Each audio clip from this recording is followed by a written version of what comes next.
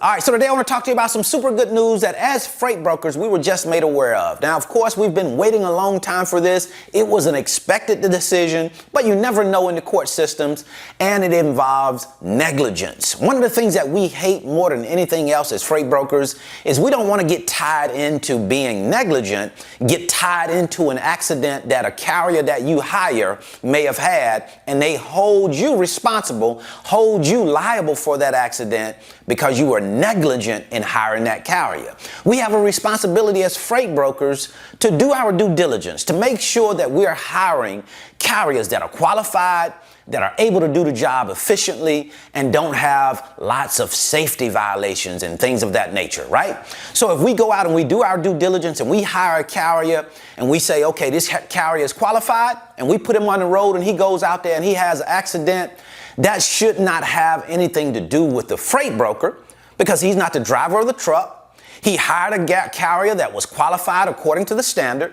So that should be the end of it. They should go after the carrier. But here's what happened. Because we unfortunately live in a world of litigation, everything is about taking someone else to court to sue to get as much money as you can. Well, here it is. When you want to get as much money as you can, what you do is you don't just take the carrier to court. You take the carrier and the freight broker to court, especially if it's a small carrier. Carriers only have so much insurance, so there's only so much money to get. So if you're only taking one party, the money is limited. When you're taking two parties to court, then there's more money for you to access as an attorney. So attorneys like to draw brokers into that lawsuit so that they can get more money. Because at the end of the day, it's about more money. One of the more known and talked about cases where a freight broker was sued for negligence is C.H. Robinson versus Miller. C.H. Robinson is a freight broker. They went out and hired a carrier to move a load from point A to point B. This carrier did have some safety violations. C.H. Robinson obviously didn't think it was too many safety violations, so they hired the carrier, and this carrier went out and had an accident. He went off into the lane of another driver. This driver couldn't avoid the carrier. He hit that carrier and he became a quadriplegic in that accident. Now, of course, when that type of accident takes place, litigation will come into play.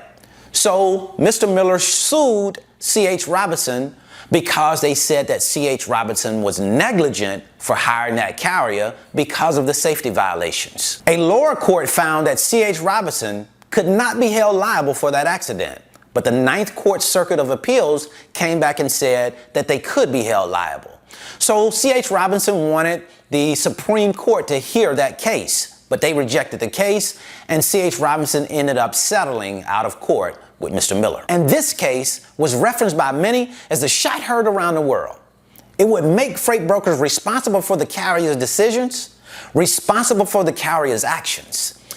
Even though the freight broker is not the carrier's employer, even though the freight broker does not exercise direct control over the carrier, because the freight broker hired the carrier, they can call it negligent hiring and tie that freight broker into the lawsuit.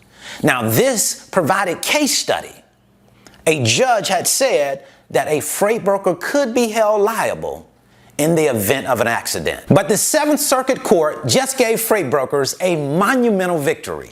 The Seventh Circuit entered a long anticipated and highly favorable unanimous decision in favor of the freight brokerage industry, holding that negligence claims against freight brokers are preempted. And preempted just means that if a lower court made a decision, a higher court's decision, like the Seventh Circuit Court, outweighs or supersedes that decision. In this case, a shipper hired a freight broker, which was Global Trans, and Global Trans hired a carrier called Sunrise. Sunrise had an accident. It was a fatal accident that killed Sean Lynn, and his wife went on to file a lawsuit against Global Trans.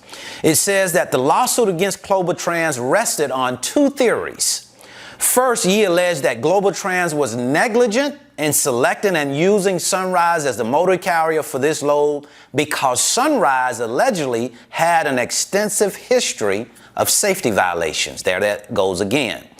Second, she alleged that Global Trans was vicariously liable for Sunrise's negligence because it supposedly exercised too much control over the motor carrier. That's something that freight brokers have to be aware of. You don't want to exercise too much control because it's almost like you are the employer. And when you are the employer, when you have that control, you have more liability, right? The district court ruled in favor of Global Trans with respect to the vicarious liability claim, finding that Ye could not establish a genuine issue of material fact with respect to the alleged control that Global Trans had. The district court also entered judgment on the pleadings in favor of Global Trans with respect to her claim for direct negligence against Global Trans, finding that the claim was preempted by the Federal Aviation Administration Authorization Act.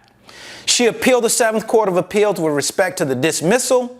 The thrust of her argument and appeal was that so-called safety exception to the FAAA saves her negligence claim from preemption. On Tuesday, the Seventh Circuit unanimously rejected her argument and affirmed the district court's decision. Now, this is great news for freight brokers, but I don't want you to misunderstand this ruling and think that this means that you can forego your responsibilities as it pertains to hiring qualified carriers. You are still responsible as a freight broker to make sure that you're putting safe and qualified drivers on the road. So make sure that you're following your processes, following your procedures, and putting qualified drivers on the road.